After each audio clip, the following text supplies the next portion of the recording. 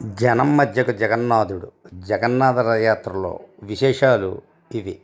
కోట్లాది మంది భక్తుల కలల యాత్ర జగన్నాథుడి రథయాత్ర. అటువంటి జగన్నాథుడి రథయాత్ర నేడు ప్రారంభం అవుతుంది. ఆలయంలో ఉండే జగన్నాథుడు సోదరుడైన బలభద్రుడు సోదరైన సుభద్రాదేవితో కలిసి జనం మధ్య ఊరేగుతాడు. అత్యంత ప్రతిష్టాత్మకంగా ప్రతి సంవత్సరం ఆషాఢమాసం శుక్లపక్ష విదియ నాడు జగన్నాథ రథయాత్ర ప్రారంభమవుతుంది. జగన్నాథుడు కొలువుతీరే రథం పేరు నందిఘోష. బలభద్రుడు కొలువు తీరే రథం పేరు తాళధ్వజ. సుభద్రాదేవి కొలువు తీరే రథం పేరు దర్పదళనగా చెబుతారు. సుమారు 45 అడుగుల ఎత్తు ఉండే ఈ రథాలను వేప, సాల్, ధౌర, శంబల్ వంటి ప్రత్యేకమైన కలపతో ప్రతి సంవత్సరం కొత్తగా తయారు చేస్తారు.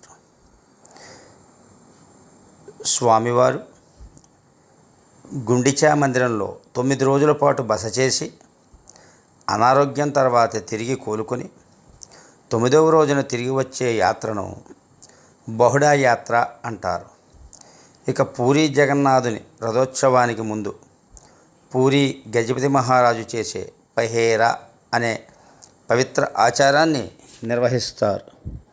ఇందులో భాగంగా బంగారు చీపురుతో రథాన్ని శుభ్రం చేసి రాజైన సామాన్యుడైన భగవంతుడి ముందు ఒకటే అన్న సంకేతాన్ని తెలియజేస్తారు. భగవంతుడే భక్తుల వద్దకు వచ్చే విశేష ఉత్సవం ఇది. పూరీ జగన్నాథుని రథయాత్ర జీవితానికి సంబంధించి ఎన్నో విశేషమైన తాత్విక అంశాలను తెలియజేస్తుంది.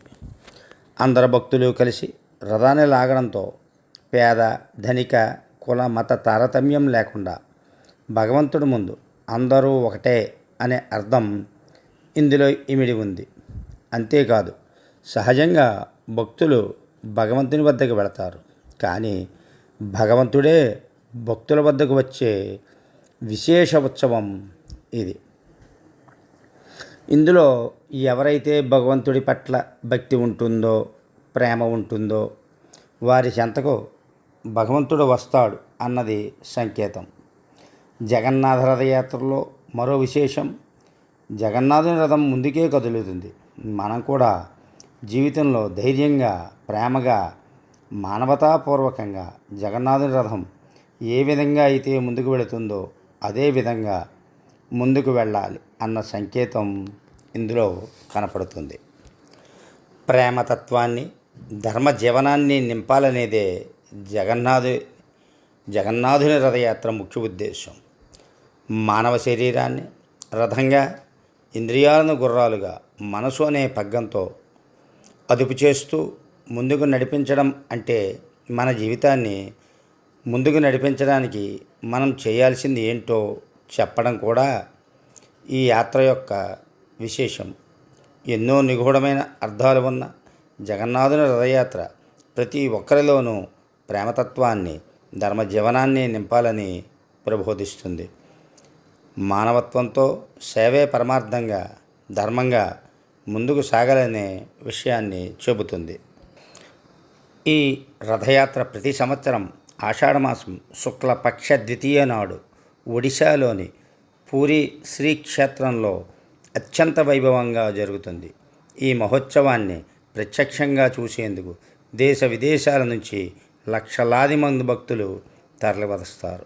ఈ రథయాత్ర హిందూ సంప్రదాయంలో అత్యంత పవిత్రమైన ఉత్సవాల్లో ఒకటిగా పరిగణించబడుతోంది. మరి ఈ 2026వ సంవత్సరంలో రథయాత్ర జూలై 16న ప్రారంభమై జూలై 24 వరకు 9 రోజులు కొనసాగుతుంది. ఈ సమయంలో ఆలయ గర్భగుడిలో కొలువై ఉండే మూల విరాట్టులే స్వయంగా రథాలపై ఊరేగుతాయని ఒక ప్రత్యేకతగా చెబుతారు.